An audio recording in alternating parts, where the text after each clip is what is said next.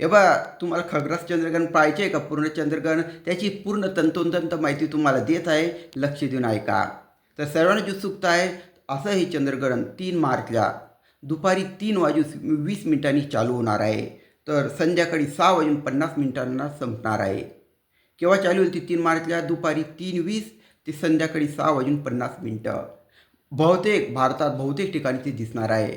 म्हणून जर तुम्हाला ते पाहायची इच्छा असेल, तो लाल चंद्र कसा दिसतो पूर्ण चंद्रग्रहण येतं त्याच्यासाठी तर त्याच्यासाठी तुम्ही काय करायचं, तुमच्या बेस्ट टाईम आहे संध्याकाळी 6:30 ते 6:50.